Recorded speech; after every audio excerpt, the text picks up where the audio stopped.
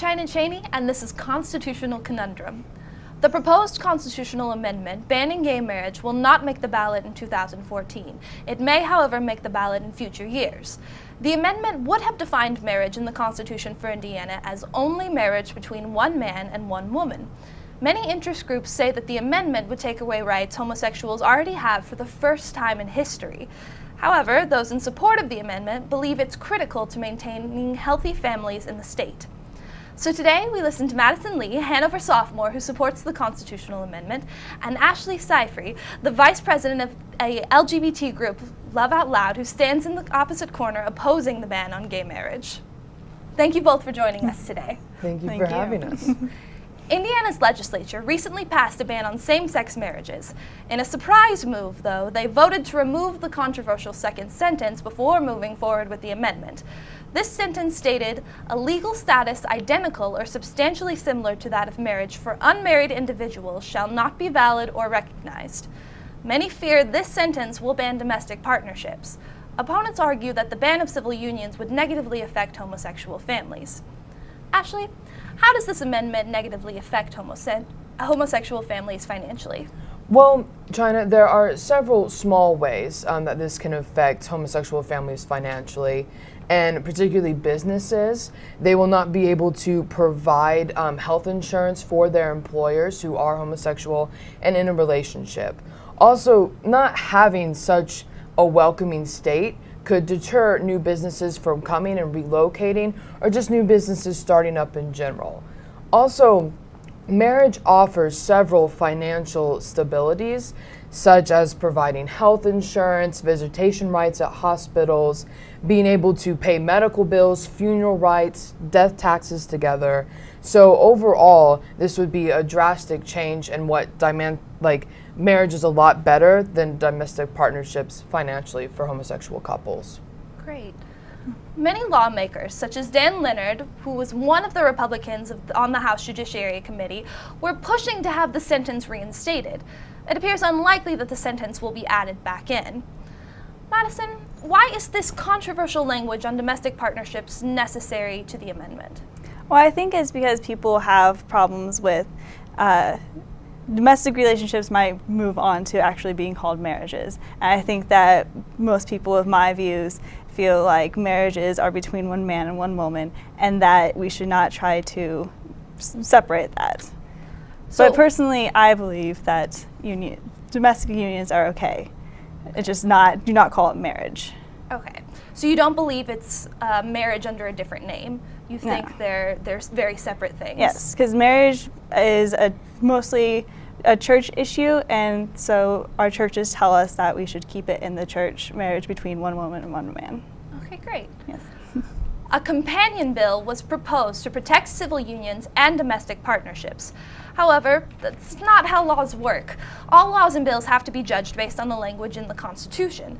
If the language in the Constitution directly contradicts the language in a bill, the bill is unconstitutional. Opponents of the amendment argued this makes the companion bill useless.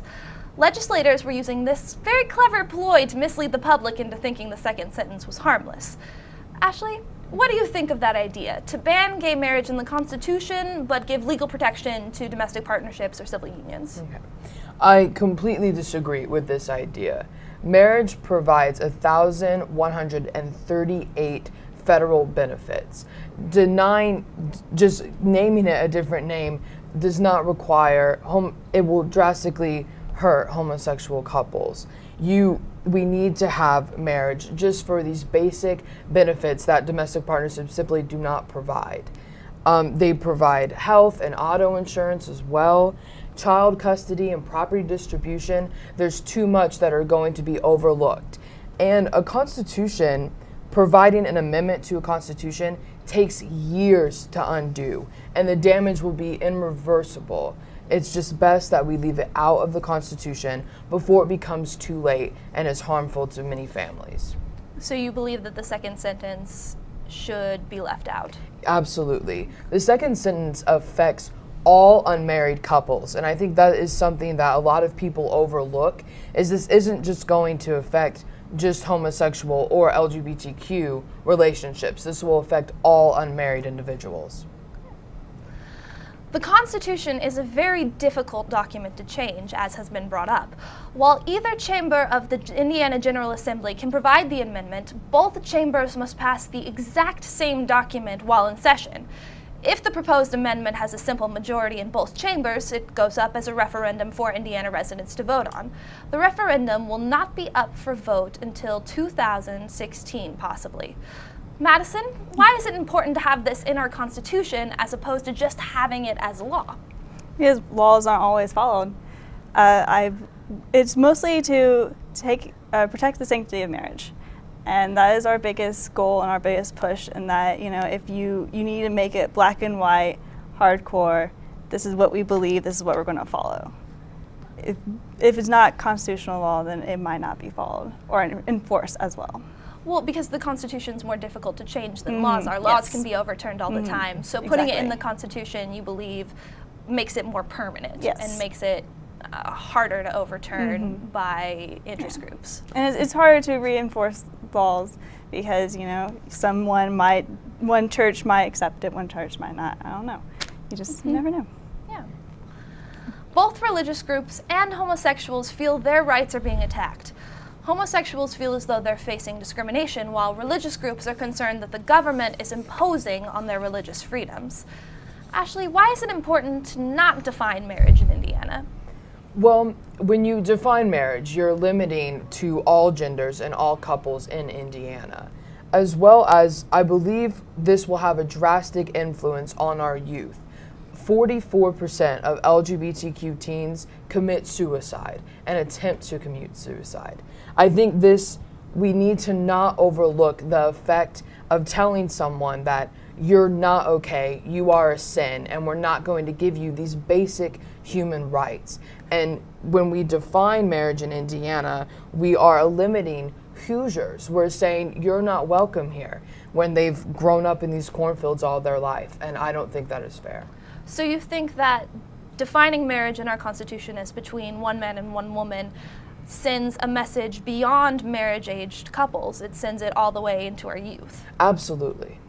When Minnesota came up with their debate and it came to the public to vote on whether to have gay marriage or to not have gay marriage, that opened the television industry, and several activist groups who were against gay marriage had commercials saying this is what makes a family, this is what a family is, showing a white male and a white woman, and they're walking in the park with their dog and 2.5 kids. Could you imagine being 4 years old, being 7 years old, being 10 years old, questioning who you are, or having your two loving parents watching these commercials and realizing that your whole state and that this country does not approve of you and thinks that you are wrong? I think that's an irreversible damage to a human soul. That's excellent points. Businesses such as Cummins, Lilly & Company, and Fort Wayne Metals are afraid that this will affect their gay employees negatively. If passed, they fear that they won't be able to offer the same employee benefits to homosexuals. Again, Ashley, you've touched on this earlier, but does this negatively affect businesses?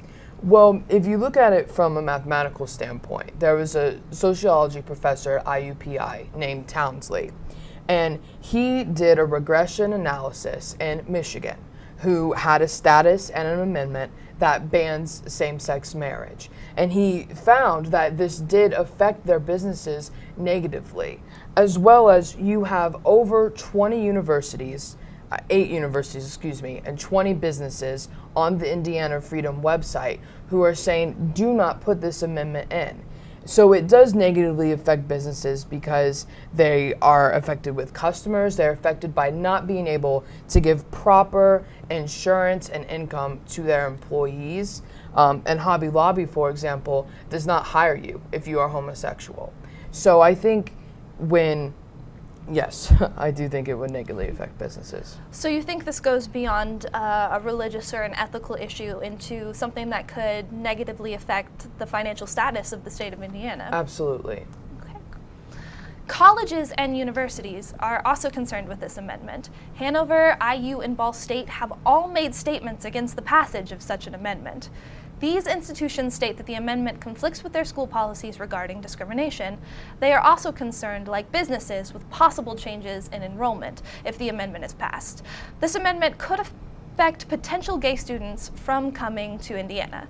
Madison, is this amendment consistent with Hanover College's values? I think that marriage is a privilege, not a right. So the issue isn't whether we're going to start discriminating against people who support gay rights or who are gay. It's mostly the fundamental of marriage. So I think, you could support gays and you could be respectful to them and still not support gay marriage. On the basis that you believe marriage is a religious institution? Yes. And religious institutions should be beholden to themselves? Yeah, well, I mean, if you believe, or if you're against gay marriage and you hold it to like a religious standpoint, then you're going to follow the rest of your religious ideals, which is to treat everyone the way you want to be treated and respect others. So I believe that, you're not a true Christian or other religious person if you treat someone less than a person. So you're saying that even with this amendment, it's not a discriminatory amendment. Not at all. It's still providing, you can still be respectful towards homosexual individuals. Yes. We're not saying they're less than people. We're just saying, it's not a right that you should have. Because it is a religious right. Yes. And to backtrack slightly, do you have any responses to how it would affect businesses, since we're on the same topic? Actually, there was a study done, I'm going to look at this, by the Congressional Budget Office that estimated about $600 million will be spent or will be lost due to accepting same-sex marriage. So if the just to clarify for me and our audience, so if the constitutional amendment is passed, the state will lose $600,000 in revenue? That would be federally, but I bet there would still be a major change in our budget in the state. So if we are expecting to lose this amount of money, why are you still in support of it? Like, why is the reason that we should support this amendment? By allowing gay same-sex marriage, then we will lose money. I misunderstood you. I apologize. Okay, so you Yes, because you're giving them, again, certain benefits that married couples will have. And tax exemptions and everything. So that will take money away from the state government by giving more money to the homosexual families. Okay, great. Excellent. I just wanted to give you an opportunity. I apologize. No, you're fine. One of the key issues of this debate is the referendum. Many policymakers cite that they think the citizens of Indiana should have the right to vote on this amendment themselves. Opponents argue that the majority should not be allowed to vote on the rights of the minority. Do you think people should be able to vote on this, or should we keep it in the hands of lawmakers? Ashley, I'll give you a chance first. Well, as I identify as a lesbian, and as a lesbian myself, I do not think, under any circumstances, someone has the right to determine whether or not my love for another woman deserves this, gets to have the same rights as someone else. Like, I have every possible right to show my commitment and my love for another woman, and no one else should be able to vote or decide on that. That being said, if it were to fall to the people, I have absolute faith in them. I think that the Hoosiers of Indiana will understand that it's time to let love in and not be discriminatory. So you think if it goes up for referendum in the future, it will not pass? I do not think it will. All right. Madison, what is your perspective on the subject? I also believe that we should be allowed to vote for it, because I also believe that Indiana is a fairly conservative state and will, support my ideas, and the majority would vote for this. And you think that it should be a democratic issue? Yes. All right. So if voted on 2015 or 2016, when it comes up for vote, you both believe that it will come out differently. You believe that it will be shut down, and you believe that it will pass. All right, thank you. Thank you. Pictured here is the iconic love statue in Indianapolis. It's a piece that can be interpreted in many ways, just as Hoosiers interpret love in different ways. How Indiana is going to choose to interpret love is yet to be seen. As you can see from our discussions, both sides feel very strongly about the issue. The amendment is a controversy Indiana may be dealing with for a long time. If you would like to learn more about the amendment and how to get involved, contact your representative directly using the Indiana Gov website. I want to thank our guests for participating. It certainly has been lively and you're both super informed. Thank you very much. Thank you for having Thank us. you. Thank you for watching.